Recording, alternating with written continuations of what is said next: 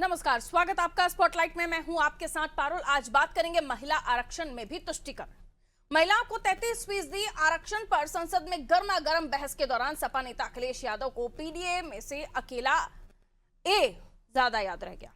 उन्होंने मुस्लिम महिलाओं को अलग से आरक्षण की मांग कर डाली, साथ में पिछड़े भी जोड़े उन्होंने, ये जानते हुए भी कि संविधान में धर्म के आधार पर आरक्षण का प्रावधान नहीं है। अखिलेश यादव ने कहा कि पूरा देश आधी आबादी को आरक्षण चाहता है। मैं जानना चाहता हूं कि मुस्लिम महिलाओं के लिए क्या है। ये सशक्तिकरण नहीं है, तुष्टीकरण के लिए है। अखिलेश अल्पसंख्यक महिलाओं पर ज्यादा जोर दे रहे हैं। वहीं उनकी पार्टी के सांसद धर्मेंद्र यादव भी कह रहे हैं जब तक मुस्लिम महिलाओं को आरक्षण नहीं दिया जाएगा तब तक इसका मतलब नहीं है। इस पर गृह मंत्री अमित शाह ने जवाब दिया, मुस्लिमों को धर्म के आधार पर आरक्षण गैर संवैधानिक है, संविधान इसकी इजाजत नहीं देता, इसका सवाल पैदा ही नहीं होता। वहीं सपा मुखिया अखिलेश यादव को शाह ने जवाब दिया कि सपा पूरी टिकटें मुस्लिम महिलाओं को दे दे, हमें कहां आपत्ति है। आपको ये भी बता दें, अखिलेश ने आरोप लगाया कि महिला आरक्षण सशक्तिकरण नहीं है, तुष्टीकरण के लिए है। सवाल यह है कि तुष्टीकरण कर कौन रहा है? जब धर्म के आधार पर आरक्षण संवैधानिक रूप से हो ही नहीं सकता तो किस वर्ग को संतुष्ट करने के लिए यह मुद्दा उठाया जा रहा है? दूसरा सवाल यह भी है कि कहीं परिसीमन की आड़ लेकर इस बार भी महिला आरक्षण को लटकाने की तैयारी तो नहीं की जा रही। आज इन्हीं सवालों का जवाब तलाशने की कोशिश करेंगे। उससे पहले कुछ प्रतिक्रियाएं हैं, बयान है, वो सुनिए। ये खुफिया लोगों की गुप्त योजना है और महिला आरक्षण के खिलाफ नहीं है, लेकिन जो जल्दीबाजी है, जिस तरीके से लाया जा रहा है, उसके खिलाफ है। जनगणना होगी तो देश जाति जनगणना मांगेगा, जाति जनगणना होगी तो देश आरक्षण मांगेगा। ये सबसे बचना चाहते हैं लोग। ये पीड़ित, दलित, मुस्लिम, पिछड़ा, आदि आबादी सबके खिलाफ लोग हैं। जहां देश में अगर हम आंकड़े देखें तो संरक्षण की ज्यादा जरूरत है आरक्षण के साथ साथ, और ये सशक्तिकरण नहीं है, ये तुष्टीकरण के लिए है। और अगर हम पिछड़ों की आबादी माने, महिला आरक्षण के खिलाफ नहीं है, अगर पिछड़ों की आबादी माने 70% से ज्यादा है, और अगर हम 66% भी मान लें, 66% में आधी आबादी 33%, तो ये 33% को आरक्षण दे रहे हैं कि 33% महिलाओं का हक अधिकार छीन रहे हैं। अभी पहला सवाल है जनगणना का। पहले जनगणना होनी चाहिए जिसमें जाति जनगणना भी होनी चाहिए, और उसमें निश्चित तौर पर जब जाति जनगणना होती है तो हिंदू, मुसलमान और बाकी लोग कितनी संख्या में है वो संख्या भी सामने आ जाती है, और महिला पुरुष भी उनकी गणना भी हो जाती है, सबकी आर्थिक स्थितियों की गणना भी हो जाती है। इस तरह की जनगणना होती है। वो जब हो जाए उसके बाद भी कोई आरक्षण का कोई बिल लाना चाहिए, तब न्याय हो पाएगा। जो लगातार लंबे समय से मांग रही है कि जिसकी जितनी संख्या भारी उसकी उतनी हिस्सेदारी, ये मांग एक लंबे समय से तमाम लोग करते रहे हैं।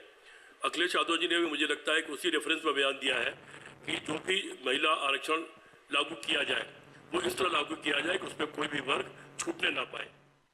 देखिए, अखिलेश यादव का हमेशा जो है जातियों को तोड़ने का काम करते हैं, अब महिलाओं को तोड़ने का काम कर रहे हैं। सबसे पहली बात ये होती है कि महिला की कोई जाति नहीं होती। महिला हमेशा सम्मान के लिए बनी है, हमेशा महिलाओं को सम्मान देना चाहिए। लेकिन अखिलेश यादव महिलाओं में भी ये देखते हैं कि कौन किस जाति की है, उस हिसाब से सम्मान देने का काम करते हैं। ये समाजवादी पार्टी की हमेशा ये नीतियां रही हैं कि वो हर व्यक्ति में जाति खोजते हैं। जबकि महिला आरक्षण जो ये लागू हुआ है, इस पे हम सभी लोगों को जो है बहुत प्रसन्नता है, और हम लोग चाहते हैं कि महिलाओं को उनकी उन्नति के लिए, उनके जो है आगे बढ़ाने के लिए जो भी प्रयास हो सकता है, माननीय मोदी जी की सरकार कर रही है।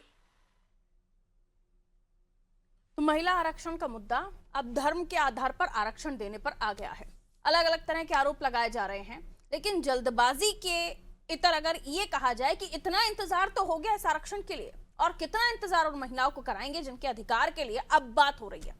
मिलियन मेहमान हमारे से चर्चा में जुड़ रहे हैं, आगे समझने की कोशिश उन्हीं से। प्रमोद मिश्रा जी भारतीय जनता पार्टी से हमारे साथ जुड़ रहे हैं, दिखा दीजिए। विनय कुमार सिंह जी समाजवादी पार्टी से हमारे साथ जुड़ रहे हैं। डॉक्टर रवि प्रताप सिंह जी कांग्रेस से हमारे साथ जुड़ गए हैं, सर शायद नेटवर्क में नहीं थे अभी। एनीवेज, प्रमोद जी वो कह रहे हैं कि महिला आरक्षण तो आप ठीक है कर रहे हैं, लेकिन ऐसी कोई पॉलिसी बनाइए जिसमें मुस्लिम महिलाओं का भी फायदा हो जाए। कहिए सर। और भी कई सारे आरोप हैं, कहिए, एक एक चीज का जवाब लेती हूँ। नमस्ते पारुल जी। नमस्ते सर। बाकी दोनों प्रवक्ताओं को भी मेरा नमस्कार और आपके माध्यम से आपके दर्शकों को भी। पहली बात, क्या धर्म के आधार पर अथवा पंथ के आधार पर आरक्षण की कोई व्यवस्था है? नहीं है। और जब हम बात करते हैं आधी आबादी की, तो क्या मुस्लिम महिलाएं उस आधी आबादी का अंग नहीं है?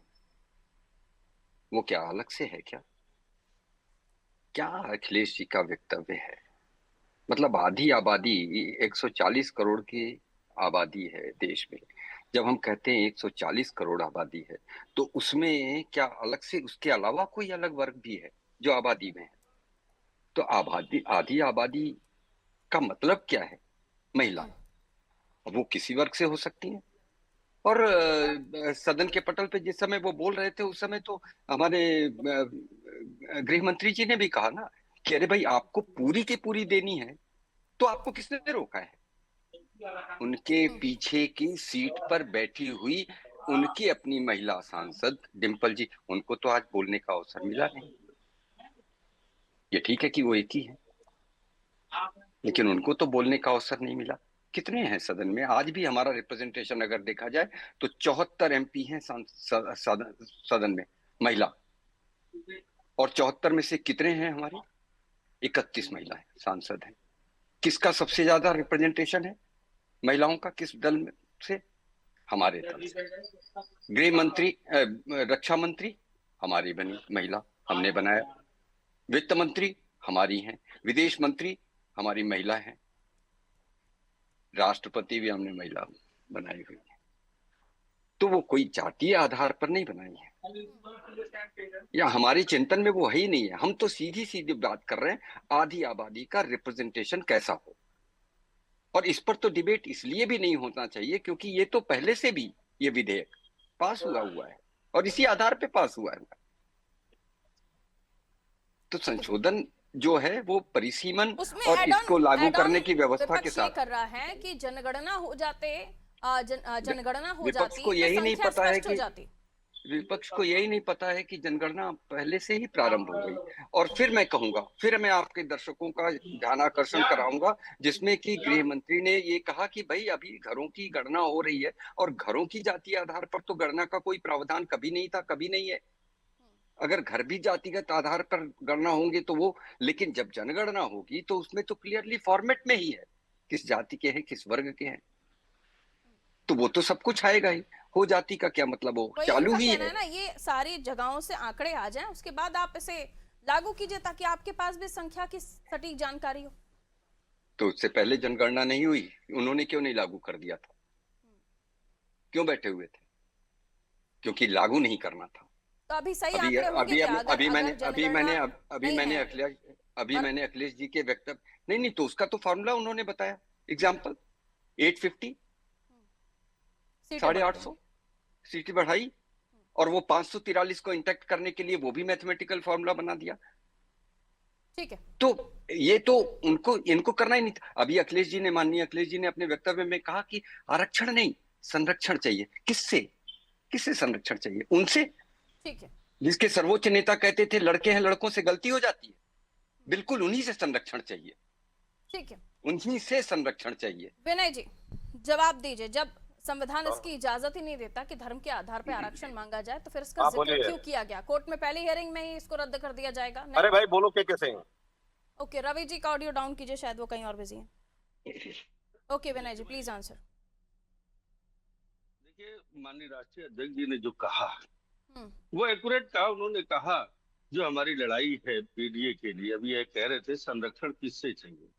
संरक्षण ऐसी दूषित मानसिकता से चाहिए जो पीडीए को कुछ समझता नहीं, जो उसके हक और अधिकार को छीनने का प्रयास करते हैं। संरक्षण ऐसे लोगों से चाहिए जो कहते हैं कि 400 आ जाए, हम संविधान को खत्म करके हम जो है नया संविधान लागू करेंगे जिसमें जो है पिछड़ा और दलित अल्पसंख्यक के आरक्षण को समाप्त किया जाएगा। ऐसे लोगों से संरक्षण चाहिए। तो भारतीय जनता पार्टी, देखिए, ये हमने कभी भी महिला आरक्षण का विरोध नहीं किया, आधी आबादी का हम भी समर्थन करते, लेकिन जो पीडीए के लोग हैं, पिछड़ा दलित अल्पसंख्यक पिछड़ा लोग, पिछड़ा समाज है, क्या उसे आरक्षण की आवश्यकता नहीं है? उसे बराबरी में आने का अधिकार नहीं है?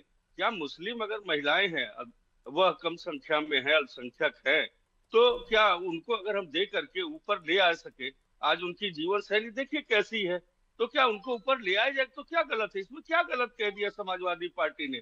आरक्षण का हम समर्थन करते हैं, पुरजोर समर्थन करते हैं, महिला आरक्षण भी लागू होना चाहिए, लेकिन जो पिछड़ा और दलित अल्पसंख्यक है, जो उसके अधिकार को छीना जा रहा है, जो छीनने का प्रयास किया जा रहा है, हम उसका विरोध करते हैं। महिला आरक्षण से पिछड़े दलित आपके पीडीए का आरक्षण कहाँ आ गया? महिला आरक्षण तो पूरी आबादी, आधी आबादी है ना, इसमें किसी जाति को लेकर आरक्षण ऐसे भी तो है, पूरा समाज है उसमें। अगर बाबा साहब ने संविधान में जो है आरक्षण का अगर कहीं न कहीं दिया है, तो वो इसलिए दिया है, वो बिल्कुल दिया है। तो मैं यही तो मैं कह रहा हूँ, तो फिर इसे महिला आरक्षण को महिला ही रहने दीजिए ना, महिलाओं को मैं जाति चाहता क्यों हूँ बना रहे हैं? तो पीडीए की जो महिलाएं हैं, उनको भी मैं ऊपर लाना चाहता हूँ। पीडीए की महिला भी इस महिला आरक्षण में शामिल होंगी ना, उसमें दिक्कत क्या है आप लोग? उनको अलग से आरक्षण दिया जाए ना, उनको दिया जाए, उनको संरक्षित किया जाए, कि उनको जो है एक अलग से आरक्षण दे करके उनको तो अभी संसद में मुस्लिम महिलाओं को आरक्षण देने की बात क्यों करी अखिलेश जी ने? पीडीए करते करते आपका ए फैक्टर क्यों इतना ज्यादा आपको हाईलाइट करना पड़ गया, जो पॉसिबल ही नहीं हाईलाइट कर गया? यही नहीं हाईलाइट कर गया। पीडीए में पिछड़ा भी है, दलित भी है, अल्पसंख्यक भी है, शोषित है, मुस्लिम महिला बोला है ना सर, मुस्लिम महिला बोला है अखिलेश जी ने। मुस्लिम महिलाएं क्या इस देश की नहीं है क्या? अगर पिछड़ा है, दलित है, तो क्या मुस्लिम महिलाएं इस देश से कहीं बाहर से हैं? आप ऐसा कीजिए, अपनी सारी सीटें मुस्लिम महिलाओं को आरक्षित करके दे दीजिए, उसमें क्या दिक्कत है? फिर करेंगे। देखिए, जो उनका अधिकार, हम अधिकार ही लेना चाहते हैं ना। हम ये क्यों कहें कि पूरी सीटें दे दिए? हम तो अधिकार तो मिल ही नहीं रहा है। पूरी कहां से देंगे? जो मुस्लिमों को देख करके किस तरह की बातें करते हैं इनके नेतागण, मुस्लिमों को देख चाहते नहीं कि हिंदुस्तान में रहे। ये हिंदुस्तान को बर्बाद करने वाले लोग हैं, ये हिंदुस्तान को तबाह करने वाले लोग हैं। किस जगह से ये डिडक्शन होना चाहिए कि किस नाम से पीडीए? तो ए तो आपने अल्पसंख्यक कर दिया, अगड़े भी इसमें शामिल हैं। कौन सा आप परसेंटेज कहां से कम करना चाहते हैं कि आपका ये ए अल्पसंख्यक मुस्लिम फिट हो जाए? देखिए, किस परसेंटेज को कम करेंगे? किस जाति का? उसकी कमेटी, देखिए नहीं, उसकी कमेटी बनेगी, जहां से भी दिया जा सकता है। कैसे दिया गया होगा ना, आगे किसी जगह से तो काटना ही पड़ेगा।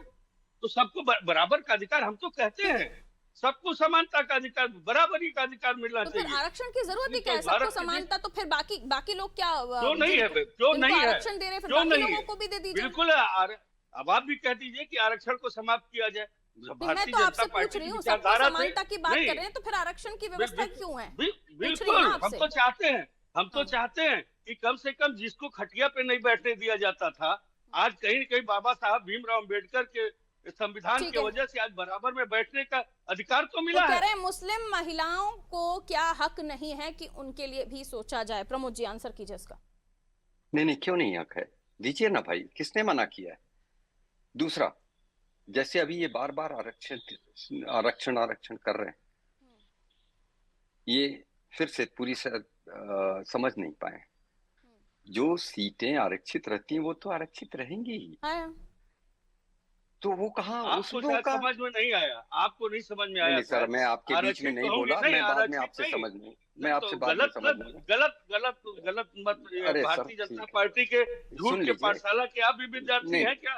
नहीं, आप भी हैं उसकी पाठशाला? जी हाँ, स्क्रिप्ट लेके आए हैं, स्क्रिप्ट है आपके पास? जी हाँ, ब्रांड एम्बेसडर आपकी तो माननीय पर्सनल अटैक नहीं विनय जी, ये आपका तरीका ठीक नहीं है। पर्सनल अटैक क्यों कर रहे हैं आप? वो अपनी पार्टी का पक्ष रख रहे हैं, आप अपनी पार्टी का पक्ष रख रहे हैं। फिर मैं पूछ रहा हूँ, स्क्रिप्ट लाया कि नहीं? हम ये पूछे, मैंने धर्म के आधार पर आरक्षण हो नहीं सकता, तो मांग किस आधार पर कर रहे हैं Akhilesh Yadav? Simple question is that. देश बेचने वाले पारुल जी, अगर मैं अपने दल को रिप्रेजेंट कर रहा हूँ तो बिल्कुल मैं अपना ही स्क्रिप्ट लेकर के आया हूँ। मैं कोई अतीक अहमद से थोड़ी लेकर के स्क्रिप्ट आऊंगा भाई, नहीं आऊंगा ना मैं। अतीक अहमद वाले तो लेकर के घूमते ही हैं। इन्होंने कहा जब बिरयानी पाकिस्तान में खाते हैं तो नमक किसका रहता है? अभी कहाँ पाकिस्तान? अतीक प्लीज टॉपिक पर रहिए। ठीक है, रवि जी को कर रही हूँ, अभी रुक जाइए आप लोग। पाकिस्तान बिरयानी ये बाद में कीजिएगा, प्लीज टॉपिक पर रहिए, डिबेट के अंदर ही रहिए। रवि जी सुन पा रहे हैं आप मुझे? बिल्कुल सुन रहा हूँ। रवि जी क्या कहेंगे इस पूरे मामले को लेकर, क्योंकि इसे एक ऐतिहासिक यूटर्न के तौर पर भी देखा जा रहा है। 2010 में जब यूपीए सरकार महिला आरक्षण बिल लाई थी तब आपने ओबीसी कोटे का प्रावधान क्यों नहीं किया था, ये भी सवाल पूछा जा रहा है। और आज जब आप सत्ता से बाहर हैं तो आपको ओबीसी पिछड़े क्यों याद आ रहे हैं, आपके सहयोगी दलों को भी। जी पारुल जी, मैं बड़ी अदब से कहना चाहता हूँ सर, कि 1948 में हंसा मेहता जी को यूएनओ में आवाज उठाई, महिलाओं के अधिकार के लिए पूरे विश्व को झुकने के लिए मजबूर किया, उनको हमने भेजा। सरोजनी नायडू ने भारत में पहली बार आवाज उठाया महिलाओं के अधिकार के लिए, उनको यह अवसर हमने प्रदान किया। और तो और छोड़िए, यूएनओ के अध्यक्ष भी हमारे यहाँ विजय लक्ष्मी पंडित जी बनी। और आज इनको याद आ रहा है कि जब 2018 में राहुल गांधी जी ने पत्र लिख के मोदी जी को कहा कि 2019 में महिला आरक्षण को लागू कर दीजिए।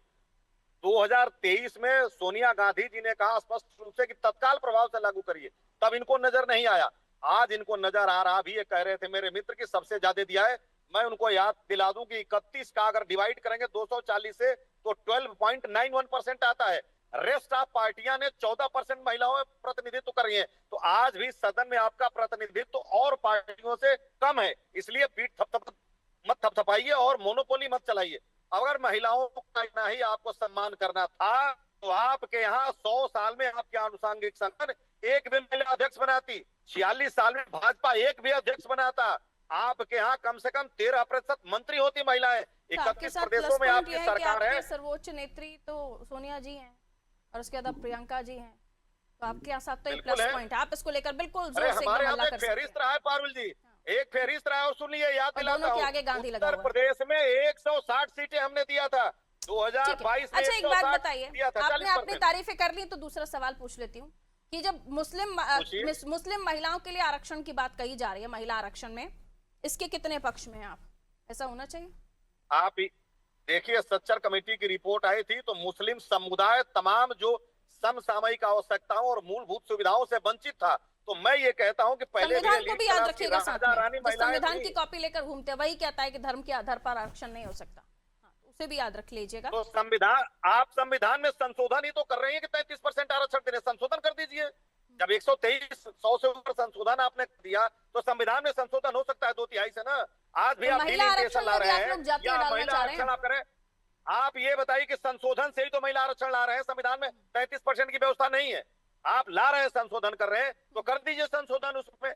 उस तरफ आप कहते हैं कि संविधान में नहीं है और 33% के लिए संविधान है। हम आपको कह रहे हैं कि महिला आरक्षण तो बहाना है, डिलिमिटेशन पे निशाना है। महिला आरक्षण लाइए, हम समर्थन करते हैं। डिलिमिटेशन के तौर पे आप ये जो खेल खेल रहे हैं कि मध्य भारत, उत्तर भारत में सीटें बढ़ाएंगे, दक्षिण भारत में कम करेंगे, आप अपनी कुर्सी के लिए कब तक राजनीति और तंत्र की हत्या करेंगे? लोकतंत्र में विश्वास करिए, तंत्र के पीछे जाकर के राजनीति मत करिए। मैं आपसे कहना चाहता हूँ, कब तक तंत्र के सहारे चलेंगे? ईडी, सीबीआई और ये तमाम तंत्रों से कब तक आपका रहेगा? महिला आरक्षण बहाना है, डिलिमिटेशन सीटें बढ़ाना आपका निशाना है, कहिए। यही निशाना है जी। हमारे आदरणीय आरपी सिंह जी वरिष्ठ व्यक्ति हैं, शायद यात्रा पर हैं, तो इसलिए उन्होंने आज सदन की चर्चा नहीं सुनी होगी। 23.76% रिप्रेजेंटेशन है सदर्न स्टेट्स का, डाउन साउथ दक्षिणी राज्यों का लोकसभा में। डिलिमिटेशन पे इन्होंने कहा, एक शब्द कहा कि दक्षिण के राज्यों का अनुपात कम हो जाएगा। टू हिज नॉलेज 24% हो जाएगा भाई। 23.76% से बढ़ करके रिप्रेजेंटेशन 24% हो जाएगा। तो आरपी सिंह जी अगर वो पूरी सदन की चर्चा पढ़ेंगे, सुनेंगे, तो मुझे लगता है कि ये बात उनके संज्ञान में आ जाएगी, ऐसा मेरा विनम्र आग्रह है। दूसरी बात है कि अभी ये सच्चर कमेटी की बातों का उल्लेख कर रहे थे कि मुस्लिम महिलाओं की और महिलाओं की भी स्थिति बड़ी दयनीय है, ऐसा सच्चर कमेटी में ऐसा उल्लेख किया गया। तो आरपी सिंह जी, मैं पूछना चाहूंगा कि उनकी दयनीय स्थिति के लिए जो आप 60 वर्षों तक लगातार शासन में रहे, जिम्मेदार कौन है? आज आपको सच्चर कमेटी 2007 की बात है ना, तब तो आपकी सरकार थी, आपने किया क्या भाई? सिर्फ एक महिला सदन में रहेगी और वो भी सिर्फ एक परिवार से, सिर्फ एक महिला रहेगी सदन में और वो भी सिर्फ एक परिवार से। सरोजनी नायडू का अपमान मत कीजिए। सरोजनी नायडू और विजय लक्ष्मी पंडित का कोई मुकाबला नहीं। विजय लक्ष्मी पंडित किस आधार पर राजदूत बनाई गई थी, अगर उस पर चर्चा करनी है तो बखिया उधड़ जाएगी। और सरोजिनी नायडू कांग्रेस के महात्मा गांधी जी के समय के सर्वोच्च नेताओं में जानी जाती हैं। भारत कोकिला का कहा जाता था उनको। तो आपकी राजनीति का शिकार उनको मत कीजिए, उनके नामों का प्रयोग करिए। देश की बात करेंगे पीछे, देखिए साइकिल वालों को दर्द हो गया, साइकिल शर्मसार हो जाएंगे। लड़के हैं, लड़कों से गलती हो जाती है, विनय जी लड़के हैं, लड़कों से गलती हो जाती है। सवाल ले गेस्ट हाउस कांड, पारुल जी 10 गेस्ट हाउस कांड करने वाले महिलाओं को संरक्षण देंगे टाइम है क्या? हमारे पास, टाइम है हमारे पास। गुंडे के संरक्षण देते हैं क्या? लड़के हैं, लड़कों से गलती हो जाती है। विनय जी एक सेकंड, इसीलिए हमारे ऊपर बड़ा लड़के लड़कों से गलती हो जाती है। बखिया उधेड़ू, किसका हक मारना चाह रहे हैं? ठीक है आप क्या उधेड़ोगे? आप क्या उधेड़ोगे? देश को एकदम बेचने एक वाले, तार कर दूंगा, देश को बेचने एकदम वाले, तार कर देश को दूंगा। तोड़ने वाले लोग पूरे मायावती का गुजरात गेस्ट को हाउस आपने कांड जाकर याद के है? पूरे देश में बैठा दिया, पूरे देश को चीन का पता है क्या? भेज दिया अमेरिका तक, आपने यहाँ भेज दिया आपको।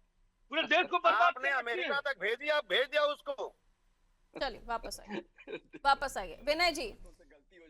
मुस्लिम कोटे की बात करके आप, एक तो ये कहा जा रहा है कि आप शर्म आनी चाहिए। ओबीसी का हक मारना। अरे देते सवाल हैं। सुन लीजिए सर, आप लोगों की बातें सुनने के लिए मेरे दर्शक बैठे हुए हैं, लेकिन पॉइंट टू पॉइंट सवालों का जवाब दीजिए प्लीज, मेहरबानी कीजिए। मुझे सवाल ले लेने दीजिए और सवाल को सुन लीजिए सर, कि मुस्लिम कोटे की बात करके ओबीसी आरक्षण में आप कुठाराघात करना चाहते हैं, और दूसरा ये भी पूछा जा रहा है, बोलते जाएंगे तो सवाल कैसे सुनेंगे, मैं ही गला दुखा दूं अपना। हाँ सुन लीजिए, मैं जो कह रही हूं कि मुस्लिम कोटे की बात करके आप ओबीसी का जो अधिकार है उसमें सेंधमारी करना चाहते हैं, उसमें कुठाराघात करना चाहते हैं, ये एक सवाल पूछा जा रहा है। दूसरा इसमें यह भी जोड़ लीजिए कि जिस तरह की आप लोगों की रणनीति है उसको ध्रुवीकरण से जोड़ा जा रहा है, जातिवादी राजनीति से जोड़ा जा रहा है, और आपके मुस्लिम हितैषी भी बताया जा रहा है आप लोगों को। कहिए। देखिए ये सब पारुल जी इस तरह से कोई मतलब नहीं है। वो तो आप मालूम है कौन ध्रुवीकरण करता है। अगर काम की बात करें, अगर ध्रुवीकरण पे ही तो भारतीय जनता पार्टी टिकी हुई है, धर्म की राजनीति करती है, बाकी इसके पास है क्या? तो देश को बेचने के सिवा इनके पास और कोई कुछ है? इन्होंने देश को बर्बाद किया है। जा करके पाकिस्तान में बिरयानी खाएंगे, नमक पाकिस्तान का खाएंगे, और उसके बाद नहीं, और उसके बाद बताते हैं ये देश। अच्छा कितना परसेंट मुस्लिम महिलाओं को टिकट देने वाले हैं ये बता दीजिए, ये कोई गाइडलाइन मिली आपको ऊपर से बताने के लिए? सबसे ज्यादा कितने प्रतिशत मुस्लिम महिलाओं को टिकट दे रहे हैं? हम सबसे ज्यादा देते हैं टिकट। कितने प्रतिशत देंगे वो आंकड़ा बता दीजिए ताकि मैं भी बता पाऊं अपने दर्शकों। आंकड़ा नहीं है, ओपन स्टेटमेंट है। मैं बता रहा हूँ, जब समय आएगा टिकट वितरण होगा, जहाँ पे जैसी जिसकी स्थिति होगी, अब मुस्लिम महिलाओं को आगे ले आने के लिए लगेगा कि मुस्लिम महिला या फिर हमारा कोई कैंडिडेट, फिर आपको ही आगे ना राजनीति खेलने, फिर मैं मुस्लिम आरक्षण की बात कहाँ गई आपकी पार्टी की? ठीक है रवि जी बोलना शुरू कीजिए। यही पीड़ा है, नहीं है, यही पीड़ा है। कहने के लिए मुस्लिम, करने के लिए हम देखकर करेंगे। Double face sir. ठीक है, कांग्रेस से रवि जी का ऑडियो उठाइए, बाकी दोनों का ऑडियो गिराइए प्लीज। रवि जी प्लीज बोलिए। रवि जी सबसे बड़ी बात ये है, हाँ जी, कि ये कहते जरूर हैं, और हमारे मित्र भी कह रहे थे कि 24% प्रतिनिधित्व हो जाएगा, बेहतर होता कि उत्तर भारत का भी बता देते। और प्रमोद जी विद्वान प्रवक्ता हैं, लेकिन प्रमोद जी को ये सोचना चाहिए कि ये बताइए कि आपने 1971 के आंकड़े पे जो डिलिमिटेशन हुआ था, अब आप तो जनगणना करा रहे हैं, तो 26 में थोड़ा रुक जाते और डेटा आ जाता तो करा लेते आप डिलिमिटेशन। आनुपातिक प्रतिनिधित्व प्रणाली पे आप करा रहे हैं तो करा लेते आप, अधिकार को देना आपको पड़ता तो है बचाना है। और आप कह रहे हैं कि नहीं, हम जो है तीनों एक साथ क्यों लाए? महिला आरक्षण बिल पहले ले आते, बाद में ले आते, इसको आइसोलेट करके लाते। अच्छा आप कितनी मुस्लिम महिलाओं को टिकट देने वाले हैं देश में? ये जितना देंगे उनसे दूना देंगे, हम कह के बता रहे हैं आपको रिकॉर्ड के तौर पर। ये देंगे अभी ही नहीं। कितने हैं? अभी कितने हैं? जितना देंगे उसके दूना देंगे। ये कह रहे थे कि अकेले, अरे भाई कम से कम हमारी, वो मुस्लिम पॉलिटिक्स कर ही नहीं रहे ना, आप लोग साथ में है तो इसलिए मैंने नंबर आप लोगों से पूछ लिया। अरे ये तो मुस्लिम ही पॉलिटिक्स, मुस्लिम पॉलिटिक्स क्या होती है पारुल जी? आप लोग आरक्षण कर रहे हैं, जातिवादी राजनीति आप लोग कर रहे हैं, तो आप ही से पूछूंगी ना कि आप लोग कितना अपने आप को कैसे बता रहे हैं, तो आपके नंबर्स क्या है? फिर वो प्यार दिखाइए टिकटों में भी। ये हिंदुओं को बांटने की कोशिश करते हैं। 40% है यूपी में। ठीक है, बहुत बहुत शुक्रिया आप सभी का हमारे साथ जुड़ने के लिए। कस की मिर्ची लगी आज, बहुत कस के। महिला आरक्षण की बात हो रही है, महिलाओं के आरक्षण में भी इनको अपनी जातिवादी राजनीति करनी है। इतने लंबे समय के बाद अब बात हो रही है महिला आरक्षण की, लेकिन उसमें भी किसी न किसी को परेशानी है। अब उसमें कह रहे हैं कि इस जाति को आरक्षण में रखिए, उस जाति को आरक्षण में रखिए। क्यों? महिलाएं आगे बढ़ रही हैं राजनीति में भी, हर क्षेत्र में भी। जो महिला जिस तरीके से जनता के बीच अपना प्रतिनिधित्व रखेगी, जितना जनता को पसंद वो महिला आएगी, वो राजनीति में आगे जाएगी। और फिर बाकी सब चीजों के लिए आरक्षण तो है ही, लेकिन क्यों आखिर इस मामले पर इतनी राजनीति हो रही है? संख्या को लेकर बात हो रही थी, जनगणना को लेकर बात हो रही थी, उसका भी रास्ता निकाला गया है। क्या चाहते हैं ये राजनीतिक दल? महिला आरक्षण ना हो, या हो तो और 10-15 साल हम इंतजार कर लें? अगर हो रहा है तो इसमें सभी को सहयोग नहीं करना चाहिए क्या? और अगर कर रहे हैं तो फिर उसमें इफ एंड बट, ये आरक्षण, वो आरक्षण, इसका आरक्षण, उसका आरक्षण, नियति समझ नहीं आ रही है कि क्या चाहते हैं। खैर, देखना होगा महिला आरक्षण वाला जो मैटर है ये कहां तक जाता है। क्या महिलाओं को आरक्षण मिल पाएगा? ये लागू हो जाएगा तो कब तक मिलेगा? ये सारी चीजें हैं। और जनगणना मामले में बीजेपी और कितना गिरेगी, क्योंकि बार बार यही कहा जा रहा है कि जनगणना हो जाए, संख्या पता चल जाए, उसके बाद बीजेपी आरक्षण लागू करे। लेकिन जो धर्म के आधार पर आरक्षण नहीं हो सकता, जिसके लिए अखिलेश जी मांग कर रहे हैं, उस मांग को रखा ही क्यों उन्होंने, जब उनको पता है कि अगर ऐसा करके बिल गया कोर्ट से सीधे तौर पर रद्द हो जाएगा? तो क्या वो रद्द करवाना चाहते हैं, या वो अगर चाहते हैं कि मुस्लिमों को आरक्षण मिले तो उतनी टिकट ही दे दीजिए, ऑटोमेटिकली आपकी महिलाएं जीतकर संसद में आ जाएंगी, क्या दिक्कत है? पर ऐसा नहीं हो सकता कि सबको अपना अपना वोट बैंक प्यारा है। दीजिए इजाजत, नमस्ते।